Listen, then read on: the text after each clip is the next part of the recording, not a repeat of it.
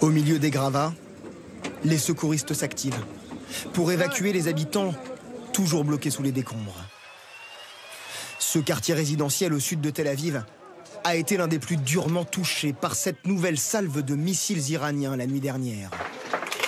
Cet immeuble de 12 étages a été entièrement détruit par les frappes. Au petit matin, les rescapés n'en reviennent toujours pas.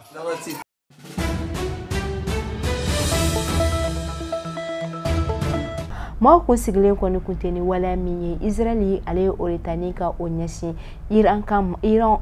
ma kerenkerena bawo uye bombardement doni ka osabati Iran ko olufe na bombardement mi yere kala sababu ni mo yere siso chama be no oluko ni dekuni kololo chama ni ka osoro ani nga fara oka misili nunu yere kala sababu mi yere ye uga fintikla ka nyema ye oluka sarala unina ni odobe tali General Salami la ka foko okasarala anina wala yere senfe uga fintigla ko ka nyema ba General Bageri la ka foko ofene bonena anina aninga fara uga fintigla ka nyema wero ka foka na fara du kono de civil ma do ulu fene tura wala ale yere senfe ko ni kera gele ko belebele ye Iran ale yere jamana yere konnala ami watimna ina fo bi bawo ma chama de be no ulu koni siso koni tane ndo ko sabe yake wala yere ye asabu ye bombardement yere krasa be mi yere ye uga dugu yorodo fene ye taduna ula aninga fara uga fintikla ka ma chama ka kaseka ulu bone unina ma chama yere be ula ayla ka foko ulu jokina ni jomi to ko chejuguye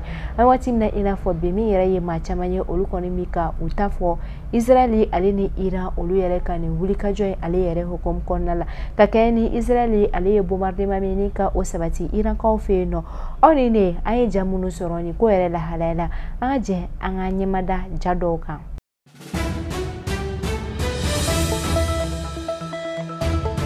Première opération qui a été menée contre Israël, il y avait d'abord une série de drones qui avaient été lancés. Et ensuite, derrière, quelques heures plus tard, des missiles qui ont été lancés. Pour arriver jusqu'à Israël, les drones mettent quelques heures. Donc, visiblement, l'armée israélienne dispose de plus d'informations parce qu'ils ont les satellites militaires et donc surveillent de près donc le ciel iranien.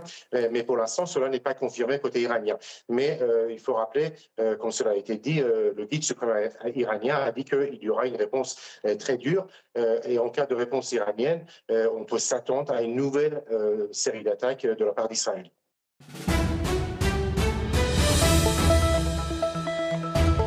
Nena kumetalike Israeli aleye wulika joba mininka oke Iran ka ofeno wala mi yere kele no sawabe bibi na ma chama olukoni kunsigilen koni kunteni aye bo maubika uhatlina tafo ala ma chama yere beno olubiga yininganike yalma muneye Israeli soroka nyeshi Iran mani togoye na kaseka ni bombardement ke ukaja mana konnala mi yere kera sawabe ma chama ne beno oluni tura wala yere sinfe.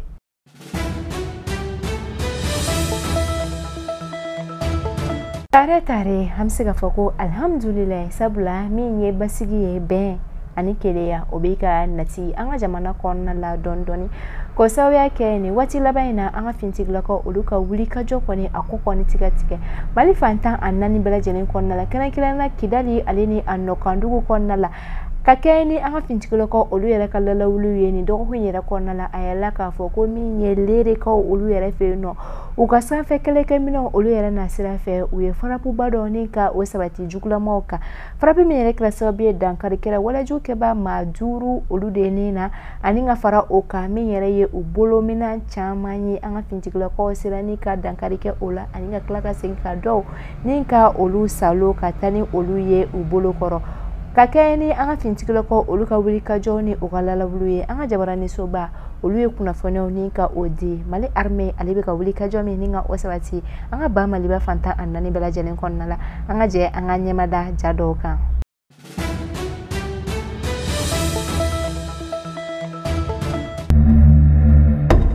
Dans le cadre des opérations de sécurisation du territoire, les FAMA ont mené des actions de recherche et de neutralisation des groupes armés terroristes avec des résultats probants sur le terrain.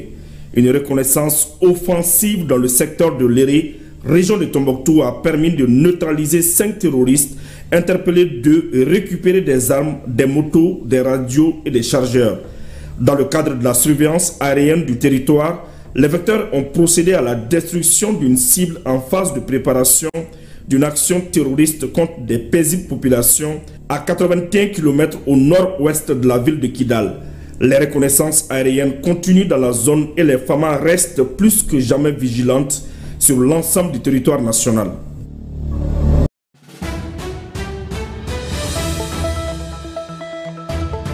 Nina metalike ni wati na malifin tigla ko olubiga lalule ba mini ka osawati anga jamana fantan annani bela jelen kon nala ya sami yare jamana kono doni ani obolo fe obe sega la kana tigomna kadankari ke wala juke ba manuni na kabo mali jamana kon nala peu.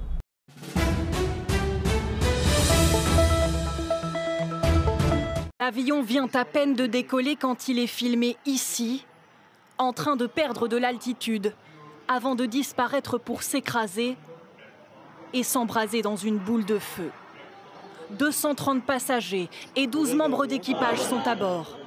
Pas de bilan officiel pour l'heure, mais les images laissent peu de place au doute. On voit ici la queue de l'avion, encastrée dans ce qui était le dortoir d'une faculté de médecine. À bord se trouvaient 169 Indiens, 53 Anglais, 7 Portugais et 1 Canadien. Nous sommes à Ahmedabad. Le crash s'est produit à proximité de l'aéroport, après avoir décollé à 13h38 heure locale.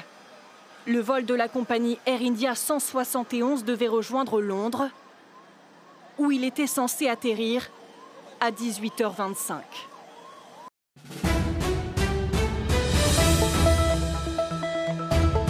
Ambora no ameta endi ka olufe no eni jamana konna la ayela ka foko ni doko kuin konna la mi yere ye kasara belebele bado ye okoni sabatira uga jamana konna la kasara mi yere be no ni awalen koni sorola uga pankuru do o yere ka wala ye asabi ba okuna fana ye ayela ka foko mi ye RND ale wilila amedaba akumeka ikunda londu ale yere ka erdama do pankuru ale yere ka wulili koni ko fa ayela ka foko mi yere ni pankuru ko falen ye ale koni ye gelea belebele ni ka o soro sanfela la ore kum konna la mi yere ye pankuru bollo ye olu koni ye wele bla u ka chakero ma o mayasa ubese ka demeta ni ka nyashi uma nganya ni deme jonjon bese ka taka nyashi ni pankuru ko fole ma ayela ka foko mi yere pankuru ye ale koni ye gelea belebele ni ka o soro ba o pankuru bolla ale koni ma se ka pankuru ni ka ale maîtriser tin kosibe o kera sababe mi yere ye pankuru ye ale koni bora ka bi boka bi mi yere kera sababe akoni ye kasara ni kololo belebele ninka olado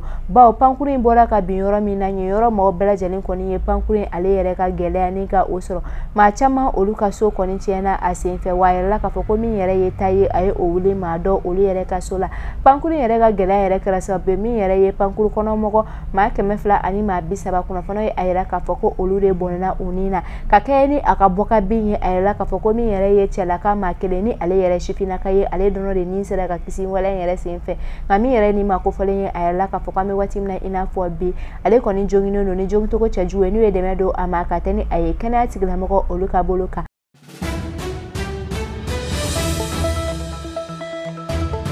Alsano anga fintigla ko oluka lalawli kile ale yere gun konnala osirani gato ansongo ale marabolo mirani abefo ama ko gobe kakeni boncha wale ninjuga wale keba manunu oluka wulika joye kanyeshi nye dugu kono do makerenkerana dugu taka la maununu ni ukun kelendo ni ka mado ka olumine aninga fara oka bolma femi yere kumeno katani o bolma femi ni obetaleke compagnie ribo transport ma oluka bolma fena anga fintikla ko ka lalawli ni uga sega sega lu sera gato mi ni bolma femi osirani ka anyuma ninka alla sekin kata adi compagnie ale tigla moma aninga afara oka mamunu kumeno ni akumnene ndo bancha wale ninjuga wale keba manu fe ka olu manu kenema la sengata uga deme okonnala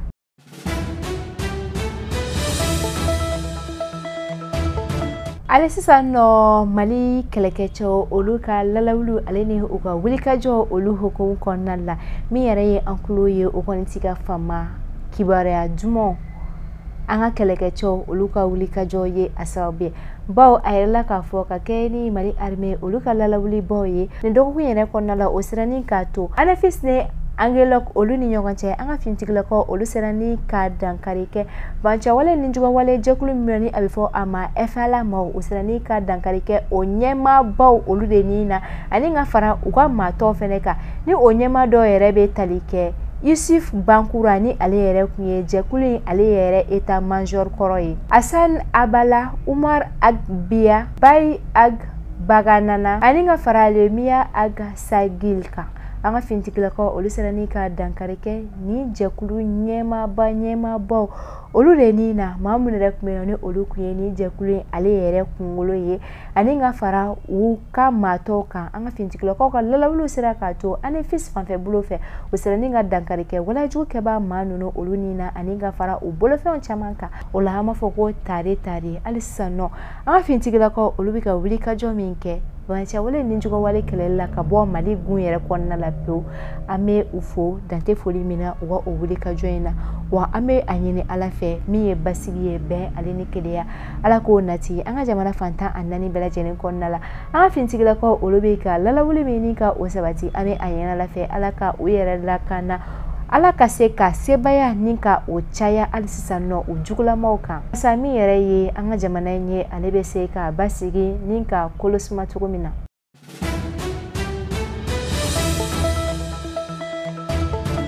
an bɛ foli ta k'a di an ka jamukan ninnu dɛmɛbagaw ale ni u kɔkɔrɔdonbagaw ma ni o dɔ bɛ tali kɛ Solomani Sanoko la ni ale ka wulikajɔ ni a ka cɛsiriw tɛ dɔwɛrɛ ka se ka dɛmɛ don maa degunbagatɔw ma kɛrɛnkɛrɛnnenya ni a ka farafiyiri gɛrɛgɛrɛ ni a ka farafiyiri joolo ye ni o bɛ tali kɛ damisa la damisa min ni ale tɛ kɛɲɛ bana la o de hukumu kɔnɔna la aw maa minnu bɛ yen nɔ ko tension bɛ ka aw sɛgɛn jabɛti bɛ aw la koko kulusi jalala gosi koloci furudimi bana de bɛ yen nɔ n'a bɛ ka dankari kɛ aw ka kɛnɛya la fo ka n'a bila na sɔn ni bana yɛrɛ bɛ ni a suguya ma dɔn kamana gannen ni a furakɛli ko ɲuman a ka ca Ala fɛ ni a ye damisa sɔrɔ a bolo kɔrɔ a ka bana olu bɛ wuli ka bɔ aw kan an bɛ foli belebele ta k'a di Kabala TV ka abonné kelen-kelenna bɛɛ lajɛlen ma an mana kɛ diɲɛ fan o fan aw minnu bɛ yen nɔ ko aw sɔgɔlen don Kabala la su ani tile k'aw ɲɛmada kunnafoni jɛlen ni kunnafoni sanuman na an b'a fɔ dante foli min na an b'a fɛ ni aw ka ni a y'an ka jan ninnu sɔrɔ aw kana ɲinɛ k'a aimer k'a partager a bɛ kɛ sababu ye maa kunnasirilen minnu bɛ yen nɔ kunnafoni ko o yɛrɛ na sira fɛ olu ka se ka kunnafoni jɛlen ni kunnafoni hakika ni ka o ta Kabala TV ale yɛrɛ ka kunnafoni so la aw ni ce Kabala TV sugantili la aw k'an bɛn sigi ɲan kuma wɛrɛ